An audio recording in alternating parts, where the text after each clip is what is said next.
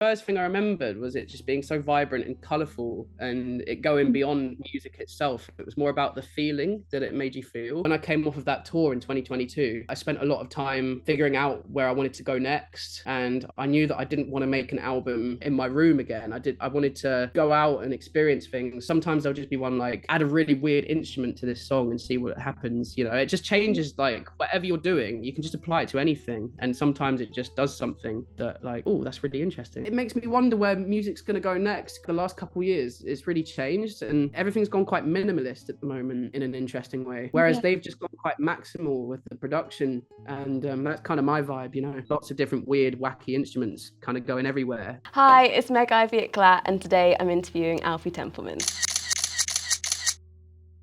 Hello. Hiya. How are you doing? Yeah, good, thanks. How are you? I'm good, thank you. Yeah, I'm really good. Oh, good. Good to hear. Yeah, it's good to see you. So I wanted to start by talking about your weekend because it sounded pretty mad with the whole Leeds thing happening and then Reading happening. So I like if we can talk. Yeah, it was it was quite anticlimactic, Leeds, because we went up the night before. We drove up to like all the way to Leeds from like Bedford, and got there, had a great night in an Ibis hotel. It was great, you know. Yeah. Living the dream. Which is great. Yeah, you know, it was like, yes, we're back on tour finally. This is like the one show we're playing this year in terms of festivals. This is gonna be awesome. And then we wake up really early the next morning to go to Leeds, just to go to the actual festival site. Yeah. And they're just like, nah, mate, it's not happening. So did the tent fly away? Like, what happened? Like, well, where is the tent? A lot of people were saying like, yeah, where is the tent? Like, someone was like, oh yeah, I've just seen it on the A1 somewhere, like making tons of jokes about it. But, in actuality, I think like a big portion of it had actually like just like ripped off, and so because of that, it was so windy, and there was also no electricity in the actual tent itself and stuff. Like they lost the electricity and stuff, so there was really just no way that we could do it because they were closing all the stages down. So even if we got moved to another one, it was like, well, you can't, because like they ain't got electricity, and like also there were so many bands that were getting moved about and stuff that I think they just gave up on it, and they were like, okay, there's nothing we can really do here. So it was a bit of a shame really, because like we were really excited to play Leeds, but you know, we still did Reading, which was good. We made up for it, you know. We played 2 sets at Reading, so it felt pretty good. It felt quite fulfilling. Yeah. How do you sort of deal with setbacks when those sorts of things arise? Like, do you just sort of take it in your stride? Is there anything that you sort of do mentally? Like, what kind of thing is that? Yeah, I don't. Well, to be honest, it hasn't really happened to me many times before. I think, like I was a bit gutted, to be honest, when we were driving back. Like it was like 5 hours back home, and like we just all sat there a bit like deflated because, you know, you get all of this excitement mustering up inside of you, and then it all just falls down. But I don't know, I get quite anxious before I play, so a part of me was also just like a bit relieved because like, thank God. Yeah, exactly, because like, I was getting super nervous. I guess, you know, that was one benefit. So I guess you just got to tap into that really and be like, okay, well, you know, I probably saved a few grey hairs and stuff. Yeah, for sure. Do you sort of use like festivals as a warm up for your tour, or like how does that work in terms of like schedule and that sort of thing?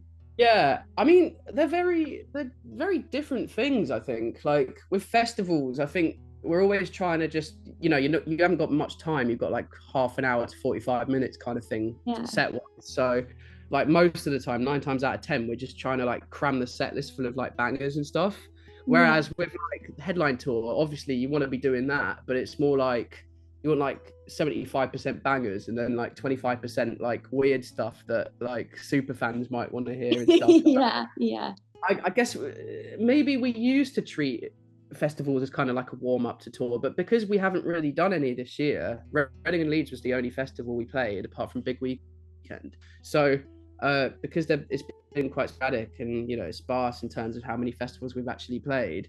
I guess like all the like preconceived ideas of what they'd be like were different because I hadn't played festival in like a year or so before like Reading and Leeds basically, so I kind of forgot what it was like, to be honest. So and now it's making me think, wow, you know, the headline tour is going to be different. Like, what does that feel like? Because it's been like 2 years. So yeah, I think like, I don't know, at the moment, like every gig feels like a warm-up. It doesn't even feel like we're actually going on tour. It just feels like, I don't know, I'm trying to treat it like I'm just practicing with the band almost when we're on stage, because that also helps. Rehearsal. Yeah, exactly. Because it kind of was. We didn't practice before Reading and Leeds because I was on holiday and like some of the band were and stuff. So yeah, I guess it did feel like a rehearsal on stage, you know, in a lot of ways. Of course. So like, what are you excited for any like specific places on tour for this upcoming tour, or is it sort of like, is there any places that you haven't performed before that you're like excited to visit? Yeah, well, weirdly enough, I think everywhere we're going, we've played before, which makes sense because, like, I don't know, we've been touring quite a bit like the last few years, and I guess like this is the first kind of big tour that we've done.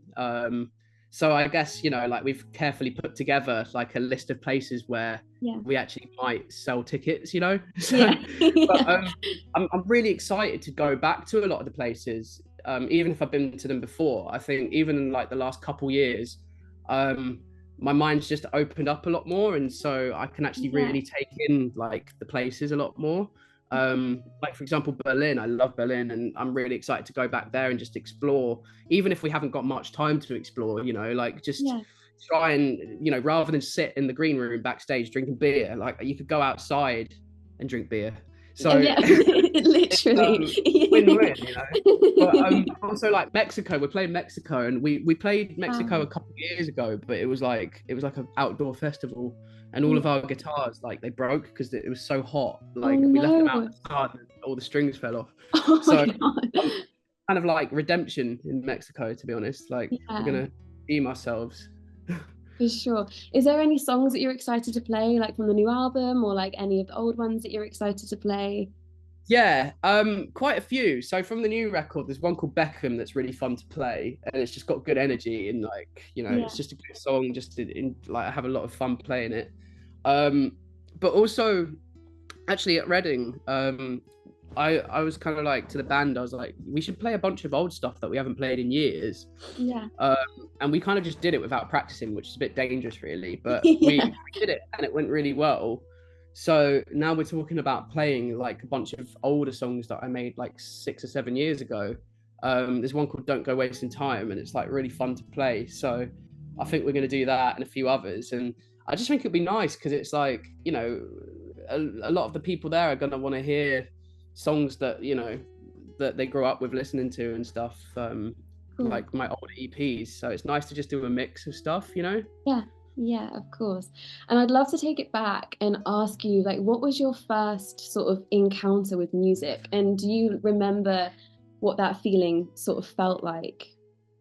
Well, there was a few different ones. I think one of the earliest ones for me was actually listening to Beethoven for some reason. I think the Sixth Symphony, like in F major, that's it. There's something about it, like, I don't know, it was colourful. I think the first thing I remembered was it just being so vibrant and colourful, and it going beyond music itself. It was more about the feeling that it made you feel.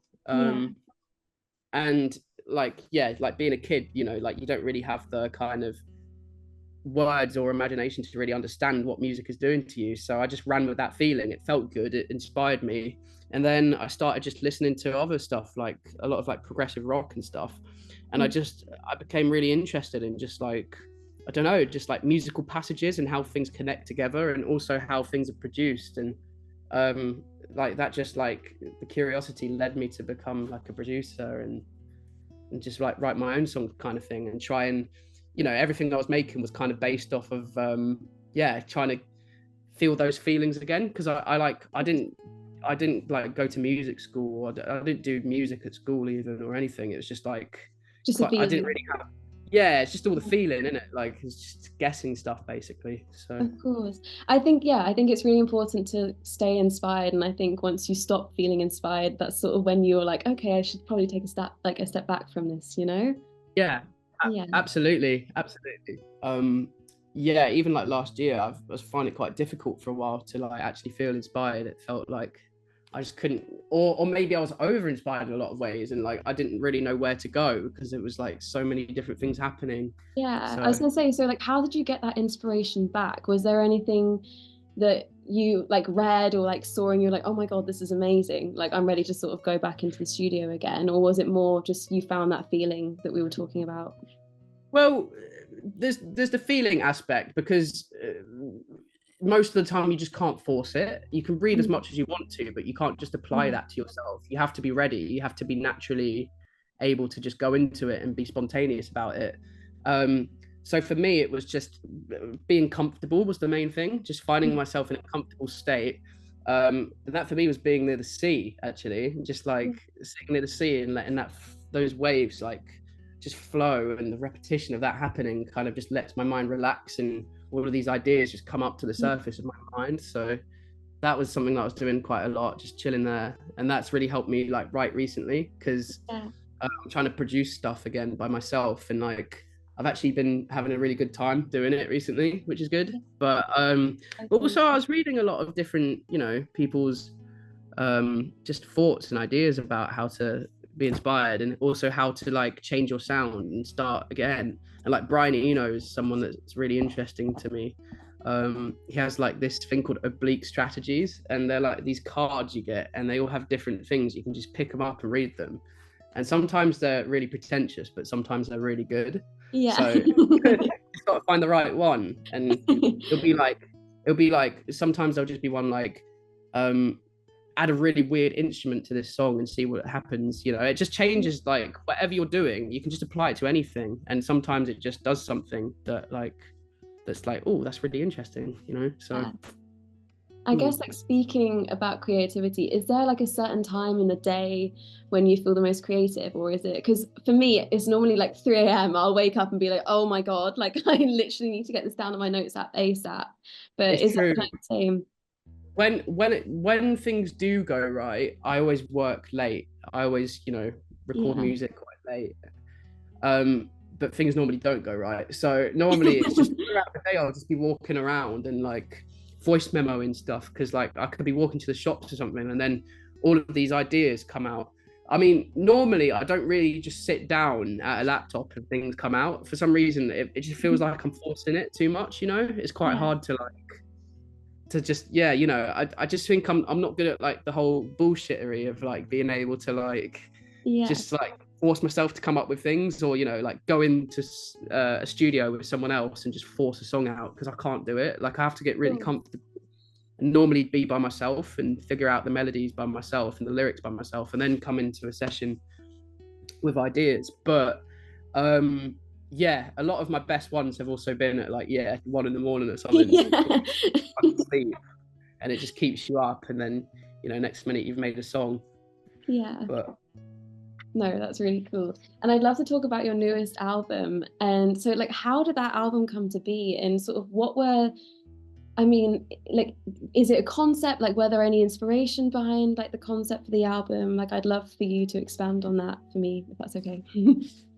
Yeah, I guess the concept in general was based off of like the last couple years of my life and the change that I saw in the industry, you know, like off the basis of like my last album, Mellow Moon. It was like I made that album, my first album, Mellow Moon, I made it in the pandemic, so it was mostly done on my laptop in my bedroom, you know. And then after that album came out, we toured it, we went around the world, and it was like quite a big contrast from, you know, doing everything in your room to like playing gigs around the world and stuff. So you know, we played like 100 shows, and it was quite overwhelming. It was quite different for me. So when I came off of that tour in 2022, I spent a lot of time figuring out where I wanted to go next, and I knew that I didn't want to make an album, you know, in my room again. I wanted to go out and experience things. So I moved to London, and there was so many different things that happened in my life that kind of just you know, created this album. It felt like a big step up for me. But like the actual like sounds and sonics themselves, I think I was just so overwhelmed. There's so many different kind of styles and genres of music that I was enjoying at the time, that I decided that I just wanted to make an album that just like kind of had a bit of everything in it, you know, and it was about, you know, making a really colorful album, like a kind of, you know, I was listening to like Sergeant Pepper's quite a bit and like stuff like that. Like there's so many colors going throughout that album, you know. It's like I wanted to make something that was like that, like 11 tracks that were all different, a musical crossroads, you know, like where could I go? So yeah, it was just about kind of going to different producers, different artists, and kind of getting their pair of ears on the songs and seeing, you know, where I could go from there, which was what made the album really. Yeah, you talk about colors, like what kind of colors do you think represent the album the best, would you say? Like I think like yellow and like orange and like red and green, like those colors. I don't know, like basically all the colors that actually ended up making it on the album cover in a way. I don't know, it's quite a yellow album. It's very, I think my music's quite yellow in general. It's very sunny. It feels very summery and like sunny. Yeah, so it was about making that really, because I see my first album as quite like dark in a lot of ways because it was like made in a weird time, whereas this one's like very yeah. Yeah. And you talk about feeling overwhelmed, like how do you conquer that? And especially if you've got to get up on a stage and perform in front of like tons of people, how do you keep sort of those nerves at bay or keep yourself grounded? Honestly, you have to just ignore it half the time, which is easier said than done. But like before playing a show, if I let it get the better of me, you know, it's over, it's done.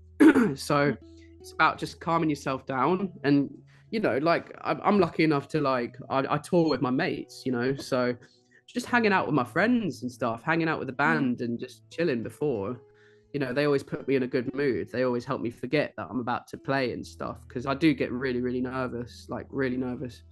But yeah, so just like once again, it's about being comfortable. It's about like surrounding yourself with the right people in the right environment, and then that's half of the job done. You just have to like, can control yourself and just know that it's going to be all right. Yeah, and practice. Practice makes perfect. And if you're this is a very specific question, so if you don't have the answer, it's fine. But if your music could transport like listeners to any place or time, like where would you think that would be and why?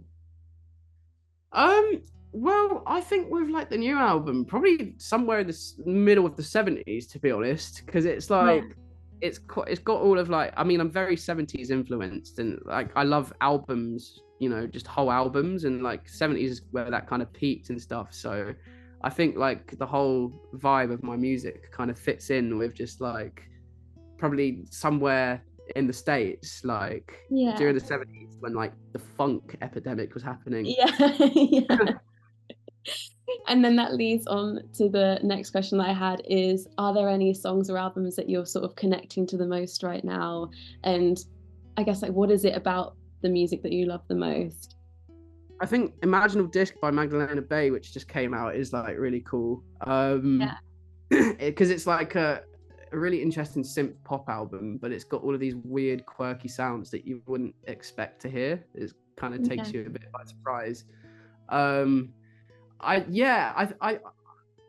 It makes me wonder where music's going to go next, because I think in like the last couple of years, it's really changed, and everything's gone quite minimalist at the moment in an interesting way.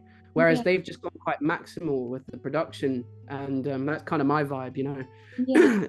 Lots of different weird, wacky instruments kind of going everywhere. So I really rate it. It's like second coming of Björk almost, or something, you know.